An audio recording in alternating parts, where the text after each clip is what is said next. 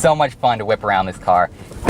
Welcome to the 2019 Porsche Macan S, a model where Porsche says they've updated it with a new exterior design, some tweaks to the chassis, and a new powertrain to make it a little bit more competitive in the luxury SUV segment. They haven't completely overhauled it with a new chassis and new everything, but they have updated it with a few subtle changes to make it a little bit more competitive in this class.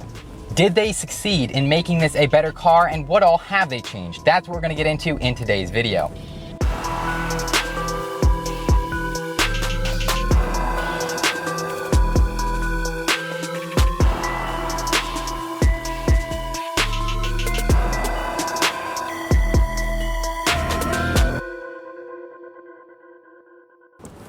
So clearly some of the more obvious changes made to the 2019 Macans occur here on the exterior of the car, where they've updated not only the design and the styling of the car, but also some of the different technologies and features you get with it to make it so much more competitive in its class. They've started off with new headlights. These are new LED features with kind of a quad bulb design there. It really helps make the front end of the car look much cleaner and sharper, and obviously it's going to improve nighttime visibility as well.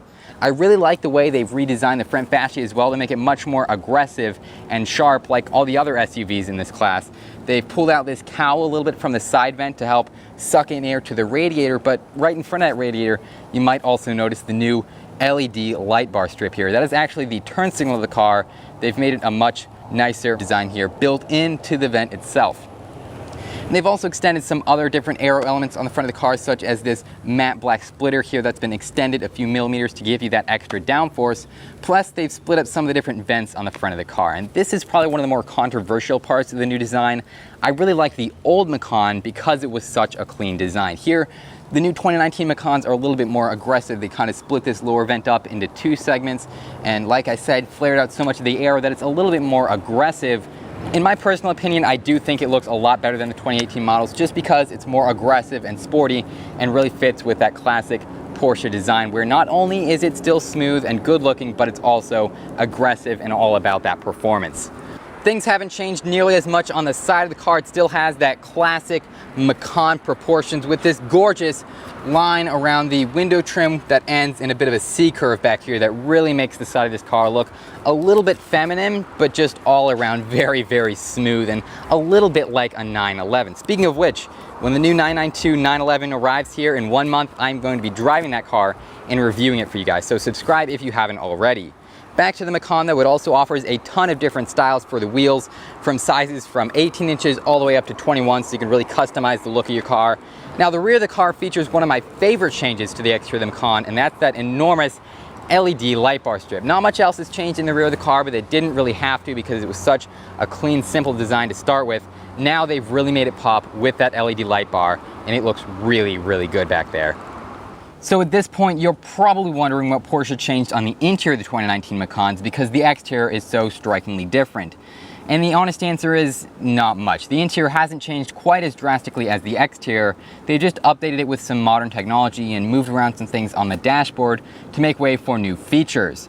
Some of the things that haven't changed include the standard leather-wrapped 8-way power adjustable front seats. Obviously, these are the ultimate in comfort and luxury. They are very comfortable. They're available as heated or multi-power adjustable. Pretty much anything you want, you can pay extra to get with these seats.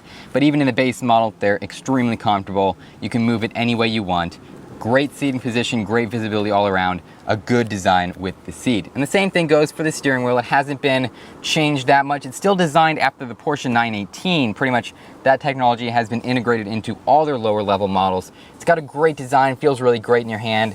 And of course it comes leather wrapped with this cross stitching, and it just feels really, really nice and solid to hold.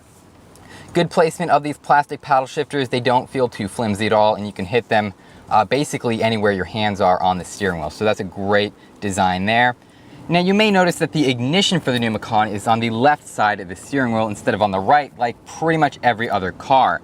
And this is actually a tribute to Porsche racing history, because back in the day in the Le Mans races, the drivers would have to get in the car, turn it on, and put it into drive before they could start the race. So by putting the ignition on the left side of the car, Porsche was able to allow their drivers to turn it on and put it into gear at the exact same time and give them that few seconds advantage over all the other drivers. And since then, they've been putting a left-sided ignition in pretty much all their cars, even though now they come with electronic key fobs. Some of the things that have changed over the previous model year Macan are going to be here in the center console area of the car rather than in the driver's side. And obviously the main feature is that new updated infotainment system. It's a 10.25-inch screen, which is upgraded from the previous year's 7-inch screen. It's got a great design, but obviously because it's so much bigger, they had to move the climate control vents down here a little bit lower down. They used to be on either side, and honestly, that looked a little bit outdated. I love the new design, especially with these chrome accent pieces. Gives it a really sharp look that ties it in with the rest of the interior. We're going to go in depth on that infotainment system in just a minute, but first I'd like to touch on this center control stack here in the middle of the car. And this is basically the same as the previous model year. It hasn't changed much, if at all. It still comes with just a million different buttons to control things like the climate, the fan speed, the different drive modes in this car depending on what trim level you pay for. And of course, they've integrated a ton of blank buttons in here so that you can pay extra when you're buying the car to get extra features added on top of these. It's a great design, but I kind of feel like they could have integrated a lot of this stuff onto a screen. And I don't want them to do what they did in the Cayenne, making this whole a gloss black piece with digital buttons, but I think it does need to be cleaned up somehow. Beneath all those millions of buttons, you do still have a small cubby for your key fob to rest that also comes with a 12-volt power outlet. Then you have two small cup holders and a sliding armrest. The unfortunate thing about this armrest though is that it does not flip up to reveal extra storage. So if you have a big purse or a big wallet or something you need to store in the front seats of this car, cargo space is just going to be a little bit limited. Fortunately, the trunk still has an enormous amount of space, actually 17.6 cubic feet of cargo space. And real quick, I'd like to take a look at the new infotainment system. This is my first time looking at it, never seen it before, never touched it before. So let's hop right into it and see how easy it is to learn about. Right now, I'm noticing a lot of menus that look very similar to the previous model, but updated graphics with much higher resolution. So great design with that. Just scrolling through some of the different things you can do here. You can access apps for this car if you want to connect your phone up or use the Porsche Connect system. You can look at weather or news or different restaurants in the area. Up above that, we have the car with different settings for the vehicle as well as the infotainment system, plus the digital owner's manual so you don't have a physical book anymore. You can actually access it in the infotainment system itself, which is actually really nice because that means you're never going to lose it, and that when you sell the car, the next owner is going to get it as well. You don't have to worry about that.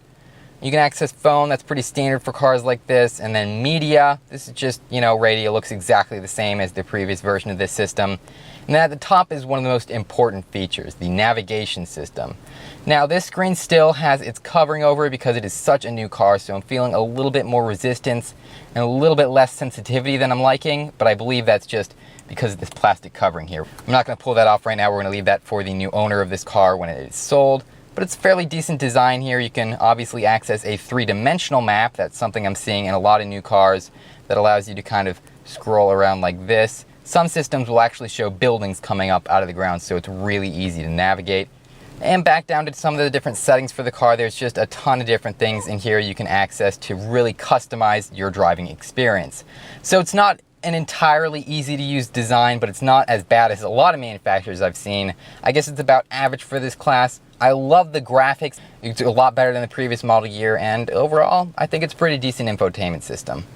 And just like the trunk of the Macan, the rear seats are plenty spacious as well. It might not look like it on camera, but I clock in at around 6'2", 6'3". I have plenty of legroom back here. And even if you don't, they've integrated kind of indentations in the back of the seats, so you have a little bit of extra legroom. And even with that beautiful sloping hatch on the exterior of the car, there's still plenty of headroom in here. It looks small, but once you're inside, it's actually surprisingly spacious. All right, I know a lot of you guys want to see me take this car for a test drive, and I promise we will take it on a spin in just a minute. But first, we have to know what it is exactly I'm driving. So let's take a look first at the engine options. Now, the Macan for 2019 is available with two different powertrains. You can get either a 2-liter turbocharged 4-cylinder engine with 248 horsepower, or you can upgrade to the Macan S for a 3-liter turbocharged V6 engine. They say this engine has been reworked since the previous model year to make it a little bit more powerful and a little bit more efficient.